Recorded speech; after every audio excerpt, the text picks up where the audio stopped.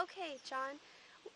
First, where are we at? Can you tell us a little bit about the cemetery we are at, what it's called, and where it's located? Well, this is at Allen, Saskatchewan, St. Aloysius Parish Cemetery, I guess. Okay. Yeah. And who is buried right here? It's my father and my mother. Your mom, was she born in Canada, or was she born in the States or She Russia? was born in Russia. Really? Well, it's not Russia, it's uh, Bessarabia or whatever, right? Do you know? Emmental was the name Yeah. of the village Okay. in Bessarabia. Do you When she know? came to this country, she always told us she was from Romania, because that's how it was known when she came over here. Do you know how old she was when she came over here? 16. Oh, okay. So did she ever talk to you about what life was like in over there? Oh, yeah, uh, I don't know what you mean, like, what life was like. Uh,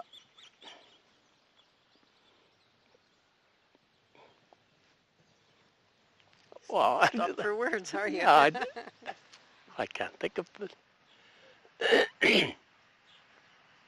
She was interested in family, I know that. She always was curious to who they were related to and how different ones were related.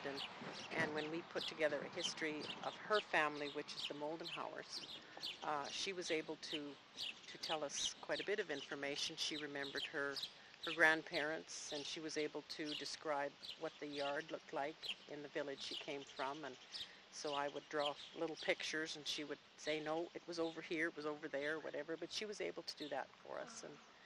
And so she was a great help, and she certainly remembered family names, because when we put together the history of the Riehls, she was able to give us family names, but from her side of the family, because back far enough some of the families intermarried anyway. Well, if she was 16 when she came over and she was born in 1908, she came over rather late. Um, did she ever tell you why she came over to Canada? Well, her brother came over here first, and he came over because they didn't want to go into the Russian army. So he had an uncle or somebody over here that brought him over to, or paid for his way to come over, but he had to work for him, and that's how they got started. So when he had his trip paid off, he made some more money, and he sent some more money back home, and they could send another. Well, he had two or three brothers, I guess. Yeah, eventually they all came over here, except their father. He had passed away by the time, well, your mom passed away. By the time your mom came over, her dad had passed away. But after your mom and one of her brothers came over, then in a few years they had enough money to bring their mother and youngest sister here to this country. So you got to know your grandmother then? No? She died No, before? never. No, she died before I was Before born. you were born? Born, Yeah. So he didn't know any of his Any of the grandparents, grandparents, because no. the grandparents on the Riehl side both died on a train buggy accident in 1917, and we'll go out to where that happened. So he didn't know any of his grandparents. Okay. And his dad was married. His dad was the youngest of 10 children, and he got married when he was 30 years old. And so John has many cousins who are old enough to be his aunts and uncles. So it's quite a stretch in the family. Yeah. So how many people were in your mom's family? How many aunts or brothers and sisters? 3 girls and 3 boys. 4 boys. Something like that. 7, Yeah. Well, they obviously lived to be pretty old. Your parents were pretty old when they passed away. Yeah. Mm-hmm. How did they die? Old age, I would say, for the most part. Okay. Yeah. So when you were growing up, who were you? Who was the strict one in the family? Your mother or your father? They were probably both about the same, but I don't have know. a comment to make. His mom used to say to me, she called him Chunny, because she's still quite German when she spoke. She said, Dad would always give in to Chunny, she said.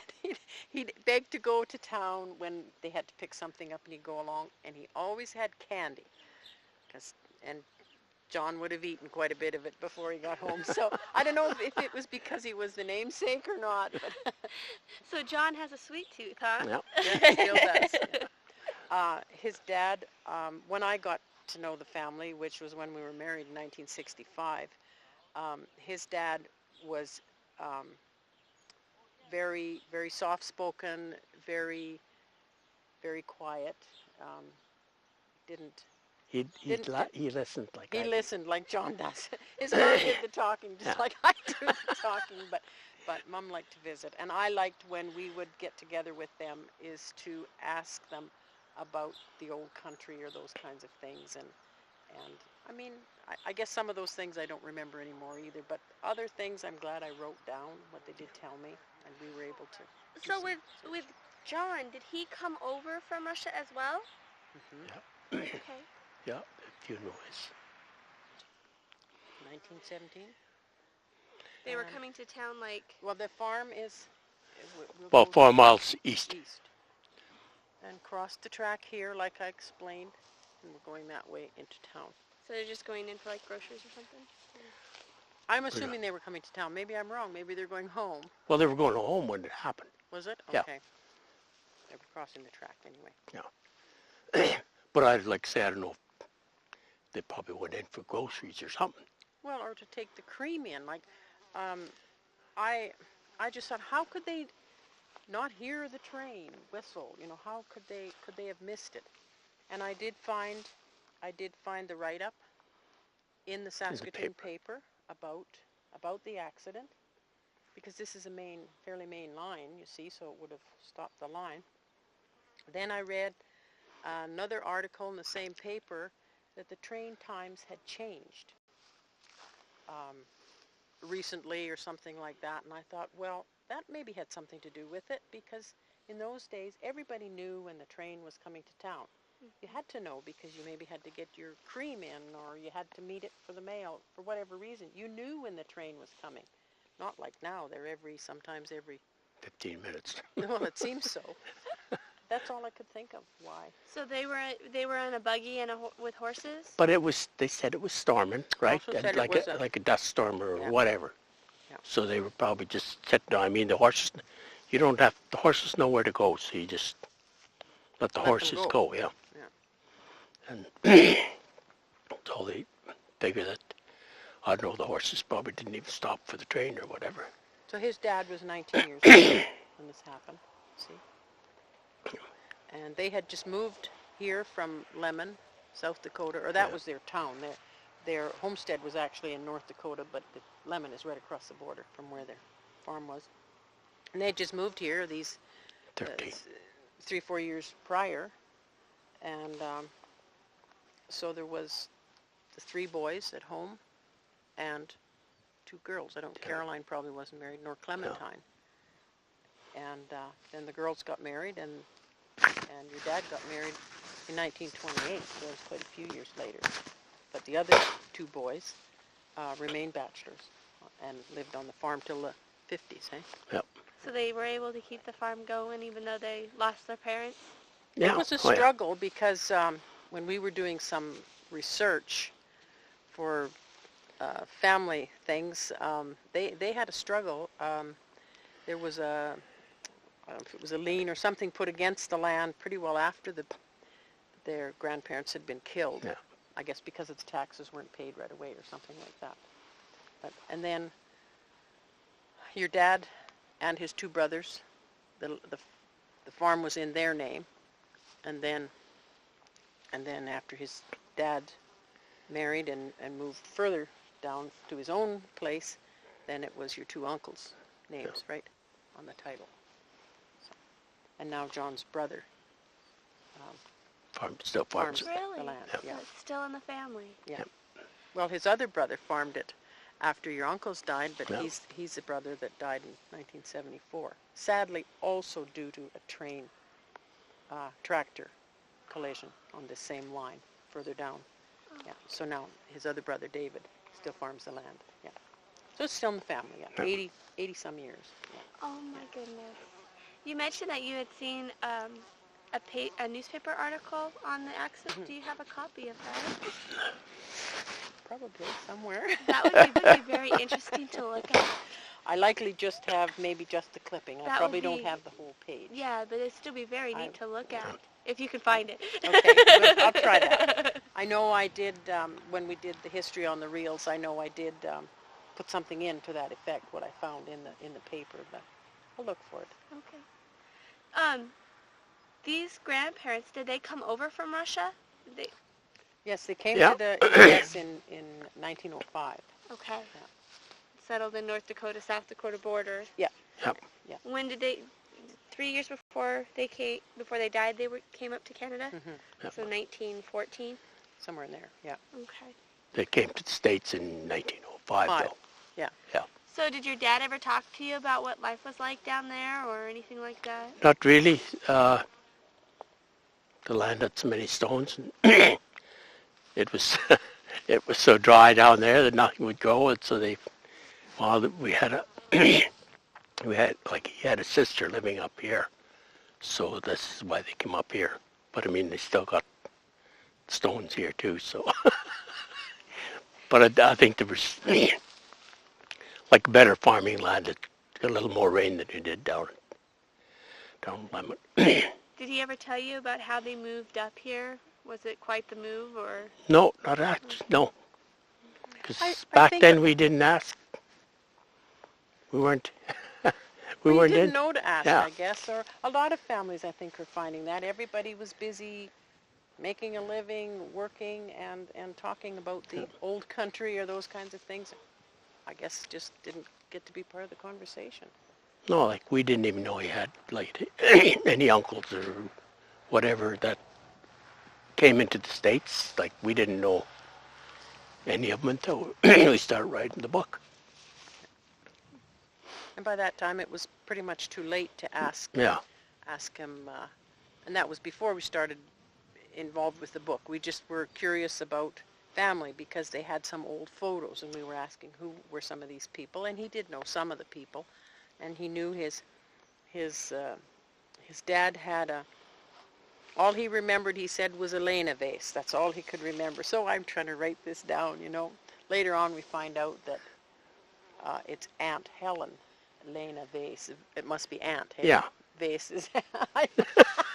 But anyway, so we did find that out, and we also have a copy of the passenger ship list that they came on, and John's grandfather here, grandparents, and including your dad, were on the same ship as his sister, Helena. Yeah. So the sister that lived up here, the reason they moved up here, who was that? His dad's sister, Yeah. Rosie Rosie. Bauman. Rosie Bauman. Yeah. Did she live in this area, like the Allen area? No, or? she was more to the Clonsey area. Which really isn't that far away either. You know, we're seeing the Kawanzi potash see. mine there. So the way the crow flies, I suppose. For about 6 miles, probably. Okay. Yeah. And actually, then you had another aunt, Caroline, who married Marcus Brandel. They lived out in that area Yeah. too. But I mean, that was only after. That was later. And then your aunt Anadola, another sister of your dad's, they had some land out there Where the Baumans were. next to the Bowens, yeah. The family name was Lipp, L-I-P-P, and they're from Linton, I think, North Dakota. Okay. And John's cousin Philip, he actually has twin sisters buried over there. So their names are on that On plaque. that plaque. Yeah. So last year, it was 100 years since Thomas and Anna Maria Riehl came to North America. Okay. And we had a family reunion in town. And so then on the Sunday, I guess, those of us who were able to, we came out here to the cemetery and put there. I see we need to replace the flowers. Yeah. They've sure faded, but we put 10 of them in there, remembering each of their 10 children as well as themselves. And So we took some photos of those of us that were able to be here. Because that was a rather rude awakening for the family to, you know, when they traveled all those miles to leave Russia and to come to the U.S. and then move again to Canada and then Lose their parents. boom, yeah. Did your dad ever talk about how hard it was for him after his parents passed away? No. No, he was a actually man don't. of few words. He sure was, yeah. And because he was the youngest, his dad was the youngest in the family, you didn't even probably get to know your aunts and uncles, you know. And like you said, as kids, you probably never asked those questions. So he phoned me back and he said, yeah, died on September 25th, buried September 26, 1917. I said, oh, that's not what I have. And he said, why? What do you have? So I told him the date I have, and he said, well, chances are the family put the headstone up years later and maybe didn't remember the date, whatever. And I said, okay. He said, I can give you a copy if you like of this statement. I said, no, that's all right. I said, I'll make note of this. I got off the phone and I thought, how could a family forget the day their parents both died? Well, now what am I going to do? So that's when I went to Saskatoon to the library and went through the newspapers. In 1917, Saskatoon had 2 daily newspapers, and I chose the wrong one first. Anyway, I thought it has to be in there because this is a railroad line and it would have blocked the track, and it should have made the news, and it did. So I just elected that the paper was correct because it was October 2nd, 1917, and it said elderly couple killed yesterday. So I just left it at that. The Hiller or whatever. So how do you do, what's the process for that? What do you do? We just ride the horse and like my uncle did. It's like a cultivator, but it's got two big blades on it, so it would push the dirt over to the potatoes, like the outside of the potatoes. That's called hilling them. But one of your uncles would guide. Yeah, he'd guide, but I'd ride up the horse up the up the road back. You had the hard job, riding. Yeah. And your uncles had a big garden, right? Oh yeah, like that whole area over there. So how far did you live from here when you were growing up? We about mile, about 2 miles, 2.5 miles, something like that. Okay. And which uncle actually lived here while you were growing up? Uncle Mike and Uncle Martin, the two bachelor brothers. So did you enjoy coming over to visit your uncle? Oh yeah. Tell them about what each one of them had certain jobs. Yeah, one did the farming, like seeding and stuff, and the milking, I guess. The other one did the cooking and looked after the chickens, and the gardening they both must have did. But I think like the guy that looked after the cooking and stuff, he did most of the garden, the main, like the carrots and cucumbers and stuff like that. And the other one did the potatoes, like hoeing them and hilling them. And tell her about that you always like to come over here and because of the bread. Yeah, he had just made bread, and it was rotten bread. So he didn't bake it. But you liked it because you yeah, always had homemade bread. Right. So boughten bread was the treat. Well, yeah, that was different. And he had cookies, just baked cookies in the morning, and they were boughten cookies too. So was there like a grocery store in Allen that people could go and buy groceries Oh yeah, from? yeah. They would have baked goods like Yep. cookies and bread. Yeah, they had bread there and cookies because that's where he got them from. Every Saturday, I'd say, yeah, every Saturday I think he used to go to town with the horse and buggy. So Get grocery. in your family, how many children were there? 10. 10? Yeah. So Or 9. 9. Nine. In your family. I was the middle one. Oh, you were the middle Yeah. one. So on a farm, what type of chores did kids have to do? Milking, feeding pigs, chickens. Everybody had I can't remember for sure I know we had to do milking for sure, but I don't know if one just did the pigs and the other one chickens. I think we all had to do some of it. In his family, there was 2 boys in this order. 2 boys, 2 girls, 3 boys, And 2 girls. and 2 girls. And he's the middle one. So you can imagine the rascals they might have been. And my brother next to me, the younger, he didn't like to do any outside work. He'd sooner be in the kitchen. Really? So yeah, So he liked cooking and And I'm told you were the other way around. right. I didn't because I didn't want to do dishes. But you saw that today. Yeah. So when you were growing up, it's a rarity that I hear about men in the kitchen. Was it common for men to be doing kitchen Well, work and housework? I don't know. He was a boy, But, remember? yeah. Just a boy. Yeah. And your mom, I'm sure, was happy to have Oh some yeah. help. Yeah. What type of how would you help your dad in the field? What type of works would you do out in the field? Well, like we used to work the field like close to the yard, With the tractor.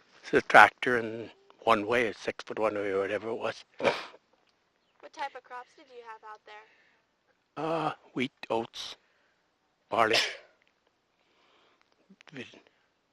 We had flax. Like I can't remember when I was real young, but like later on we had flax. But I used to eat my lunch like before everybody else did. So then when my brother stopped for to eat dinner, I'd run out and get on the tractor. And I could make one round around the field till he was finished his lunch. So was it an older brother? Oh yeah. Okay, Yeah. so that's why he got the tractor till. Yeah. So I think your mom used to say you were about, what, 7 or? 7 or 8, I think Yeah. it's when I started driving. So what type of farm equipment did you have on the farm when you were growing up? Well, like I say, this little 6 foot one way tractor, just a small tractor. Pretty basic for the day, I guess. Yeah. Okay. And put up hay? Harrows, yeah, hay. We had stuffed all hay, but we cut it with an old horse mower and raked it, and then we'd have to fill the hay racks with with the forks and haul it to the yard and make a big haystack. Like So what year were you born in? 37. 37. What was it like back then growing up in this area? I mean, what was the weather like and the environment? Same as it is now. Only we got more snow.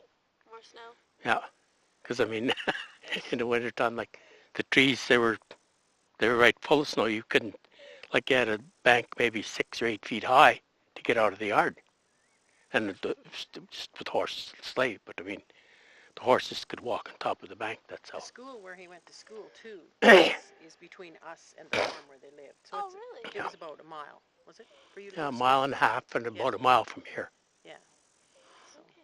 So would you walk to school then, or take the horses? Or? We had a little pony. We had a pony and a cart, and there was the 4 of us, I guess, 5 of us.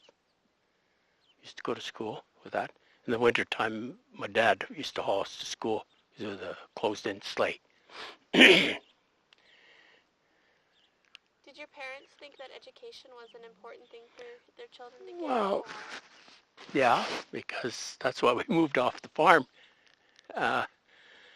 Because it was come down to either boarding, like my brother, he had left home already, and the other brother, he didn't, stay on. just stayed in farm. And my 2 sisters, they were ready to go to high school, and so it meant driving them to town every day. So we decided to move to town. So we moved to town, and then we farmed from town after that. So we just had to drive out in the summertime. How old were you when you moved into town? 1950. I was 10, 13, I guess. Was that a lot of work to move the family? Oh, no. I understand the intention was to move the house from the farm into town. Yeah, after we had bought that Yeah. lot. Yeah. and then somebody purchased the house from the farm. Yeah. Right? But you already had the basement poured, Poured. and that's the house we live in now. Yeah. Really? You live in the house that you grew up in? Well, Well, after you moved to town. After you moved to in town. 53, I think we moved into that house. Okay. Yeah. We've added on to it since Yeah. its original part, but yeah, same house. That's pretty cool. The We Riehl put place. we put a new basement under there in 98. 98. So what was it like for you being a farm kid moving into town? Well, the farm kids were always dumber than the town kids were, so we were always picked on until we'd fight back and then they'd keep their mouth shut. But also when your mom and dad built the house where we live now, they owned an acre of land, which was, I told you, our property is 208 feet long. Well, it was the same width. So the two houses next to us on the east was part of their property. So they had a small barn in town as well, so you didn't get away from milking No, completely. we had 2 milk cows for the winter and the summertime. We just there's where the golf course is and the Right. rink is. That used to be the community pasture or the town pasture, whatever. And so we'd keep the milk cows in there, but the rest of the cattle we'd bring out to the farmer. So when you moved into town, you also went to a new school then, right? You went to a town school then. Yeah, yeah. Was that the one that you went out to out here? It was a one-room schoolhouse, I Right. imagine, right? Yeah. What was the one like in town? There was 2 grades in a room. But Yeah. you came from 7 or so Yeah. grades in a room. Grades. How was that change? Well, like I said, the farm kids, they were no good in town, so until we smartened them up. Were you behind in your classes when you moved into town, or were you No, about the same place you could just pick up and go? No, same grade, yeah. Okay. Yeah. What was a one-room schoolhouse like when you were attending the one out here? Oh, no, I only went, 4 years, I guess. We moved up in 40. 40, 45, 46, 47. No, 40, Liz is born in 45. 43. I was 6. Yeah, that's when I moved up to that farm. So your first few grades at the country school. Yeah. What type of activities did kids do for fun on a farm when you were growing up? There wasn't too many activities. You had work to do. No, I don't know. I don't remember any. You probably played with all the animals, like there was those kinds of entertainment. They had one another, so if you were inclined to have a ball game, you could. There was enough of you. Yeah. But I think you're right. No, By the time the chores were done now. Yeah. What about in town? What type of things did you do when you were growing up in town? Probably go uptown where we weren't supposed to.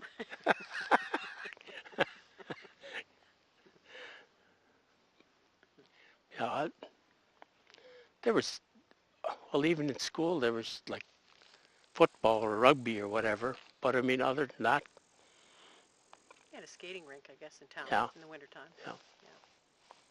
Did you have your own skates or homemade skates or store-bought? owned skates, but they were like maybe a couple sizes too big or whatever. But it was something. It was better than wearing your shoes. When you played ball, did you have actual like baseball gloves back then? And No, we didn't. We didn't have any. No. Not in our family anyway. Yeah. Some families probably did. Yeah. Those that played The ball big all the time yeah. probably did. But no, your family weren't that sports-minded, really. They liked to play cards. really, what type of card games? Schmear, Schmear. whist, What is schmear? What type of game is that? high-low jack game. Okay. You had played the game with. I But yeah, there's probably different names for. I've never, yeah. Yeah. And you ate a lot lot of sunflower seeds, I think, Yeah, when you were playing cards. That was Do you grow sunflowers in your garden yep, then? Or? yep.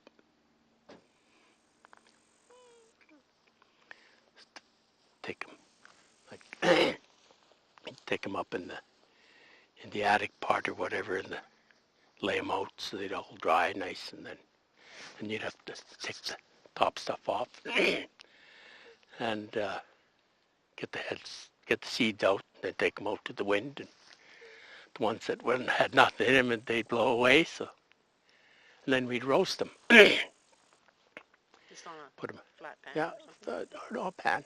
Oh. Yeah. Put them in the oven, and you'd have to keep checking them so you didn't burn them, because it didn't take long once. If you checked them and they were just about right, if you didn't take them out, they would be burnt. So we found that out.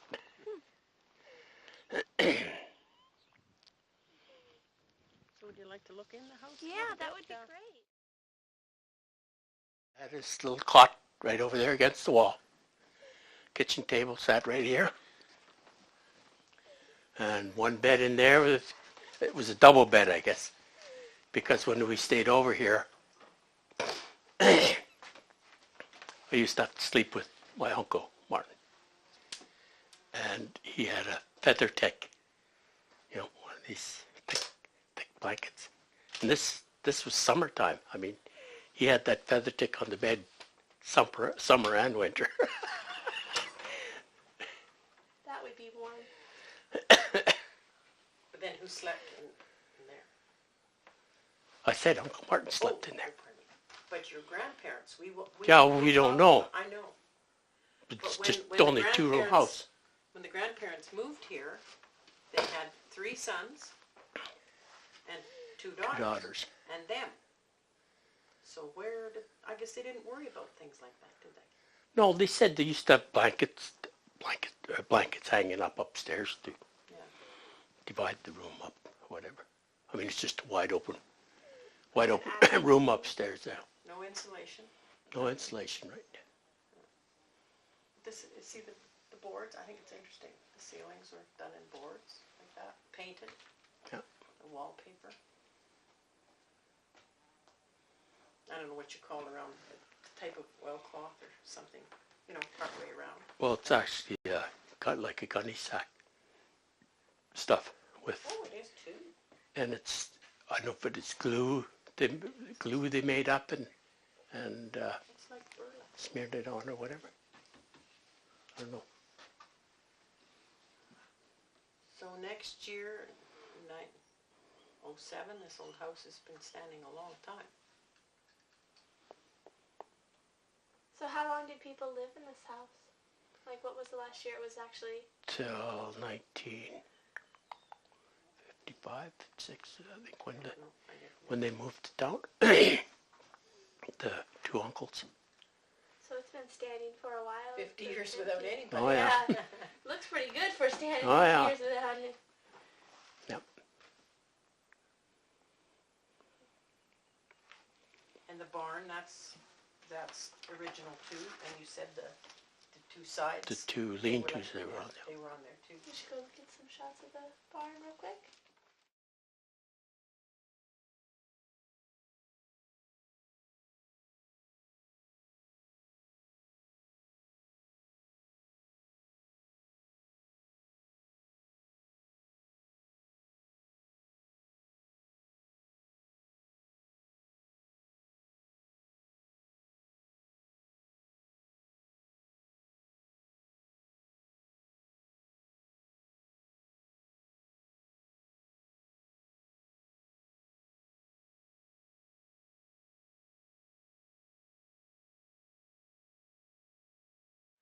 And the story goes, you want to tell a story? Well, Okay. you're doing good. This didn't have concrete, right? No. No. That was, This wasn't concrete originally. And so across the bottom of the door would be big 6 by timbers. Big 6 by timbers. 6 or whatever, yeah. And John's Uncle Mike would back up the team of horses and put the driving reins or whatever across his back and then tell the horses to giddy up or go, and he'd plant his heels in those big beams across the bottom, and They couldn't have moved. the horses couldn't pull him off from his position. Yeah. That's how strong of a man he was. And I never knew him, but I'm told he was a big, tall man too. Well, taller than I was. Taller Yeah. than you, yeah. So, fortunate for us, that story was related, and we have it recorded in the history. Either maybe it's in our own history or Yeah. the Allen history book, but it was his nephew who lived here also with the uncles when he was growing up, and he told the story. So it was kind of neat. It was this barn where he did it. Did they have? When you were growing up, did you ever have to come over and help them do some work in this barn? No, Not really, really? no. No. Did you have a barn on your farm that was similar to this, or? No, ours was just a straight, like a straight barn. Okay. We didn't have the lean-tos on them. How many cows did they? Well, he only had two or three cows. I don't even know for sure. Like he had 4 horses or 6 horses until he bought his tractor in, 48, I think. Oh, and another story is they said they never owned a vehicle, right? No, And they'd go to town, which uncle on the tractor? Uncle Mike. On the tractor. Yeah. Yeah. He used to take the cream to town maybe once a week or maybe twice a week. And he used to roll cigarettes. So he left the yard here with the cream can on the back, driving the tractor, and he's rolling the cigarette. And he was watching where he's going. He went down the ditch, tipped the tractor over. Oh, I bet that was fun to get out of. Yeah. How'd Uncle Martin get to town then? Yeah, he had the white horse and the buggy. Yeah. That was it for their togetherness, Yeah. I guess, for going to Well, no, when they went to church on Sundays, they both rode on the buggy. Oh.